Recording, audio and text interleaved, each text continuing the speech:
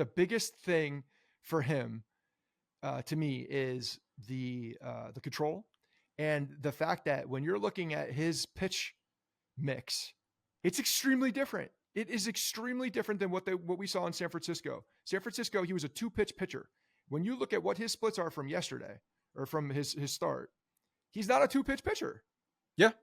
No, you're right. So pitcher. his mix in Tuesday's start was 53% fastballs, 18% cutters, 17% sliders, 11% changeup, and then 1% curveball. I probably threw 1 or 2 curveballs. If you compare that to 2022 with San Francisco, which was his last good season, he was 61% fastball, 31% slider. That's basically it. That's basically 100%, 5% curveball, 2% changeup. I also noticed in this game, and this was pointed out on Twitter, that Rodon's velocity was down 1 or 2 miles an hour in that game. That ended up being a good thing because his command was much better. He was throwing 95 miles an hour. His fastball still has movement at 95 miles an hour, but he had command of it much better than when he's up there trying to throw 98 miles an hour past guys, and it's neck high because he can't command it. Here's what I love about this, okay, and this is me getting on the very good side of Rodon right now. He's a guy. Obviously, we look back at the numbers, right? This is a guy that has not gone deep into games in his career historically over the long stretch of a season. This is a guy that is making adjustments. This is a guy that is changing his ways to fix things that have not gone well. He had a horrible year last year. Injuries played into it, but he had a horrible year when he was on. And when you see this guy right now, if he's down a couple miles per hour, but he's throwing the cutter more often, he's throwing the changeup more often, he's making these at bats that much more difficult for the batter. If you have to pick up a changeup, he is pitching. He's not just throwing. Cutter, then you have that. Those are the same release points. Those are the same arm slots. Those are the same motion that are giving you different movements. You're getting a 4-seam fastball where you can dot. You're getting a cutter that's got some horizontal movement. And then you have a changeup that's taking velocity off, but looks exactly the same out of the hand. And then you add in his slider, which is a plus slider. Now you have a guy that has a full repertoire, and you're seeing the increase of the secondary pitches over the start. So we're going to keep track of every single start that he's doing and see how that, how he's managing these pitches, because I think it's really interesting. And I think this is a guy that's, evolving to a point where he's feeling comfortable. And if this is Blake's influence, then I love it. If he's pushing the fact, and we know the cutter is a big Yankee pitch that is given to, or at least experimented with, a lot of guys. So him adding this, additional fastball is a really good thing. And he's obviously finding a decent release point because he's throwing it a good amount.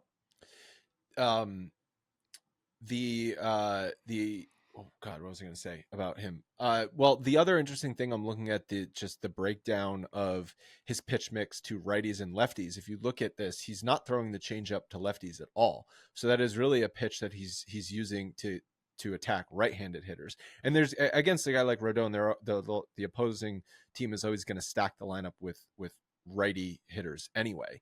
Well, and a right-handed changeup is actually going to go towards your throwing side. So it's going to go in on the right-handed batter, whereas, and that's why Tommy Kahnle's so effective to both sides. But when you see the hard cutting fastball, now you're drilling in on the hands of a lefty with additional hard stuff and plus the slider. So it's just crazy because it's not every day that you sign a pitcher to a massive free agent contract and then he learns how to pitch. That happens before his contract or late in his career once he can't get guys out with his stuff anymore and he's got to sort of reinvent his game. But what we're seeing with Rodon right now is like he's evolving. I mean, we hope he's evolving as a starting pitcher and he's working in more pitches and he's learning to, like I said, pitch, not just throw. Like, obviously his stuff was good enough in San Francisco to just get guys out by darting fastballs and sliders up there. But it wasn't working for him with he also had a much bigger ballpark where room for error was allotted to him in San Francisco a little more when he's pitching at home. So, you can live with some of the mistakes a little bit more easily out there. Whereas in Yankee Stadium, you make a mistake and right field obviously will hurt you badly. If you're staying in the middle of the field, it's not going to hurt you as badly, but down the lines you can get snake bit. So he's evolving into a short sample size, and I hope this continues. I really do. I hope everything's short sample size right now. We're on April. It's April 11th. I know, but I have to say it because it's just part of it. But I like what I see. I really do. I like what I see, and the fact that the velocity is down a little bit. So here's the velocity. I'm not concerned, and I bet there's a slight grip change. I wouldn't be surprised if there was a slight grip change or some type of a pressure change with his fastball that's allowing him to command it better, which, you have some type of a give and take with velocity and control.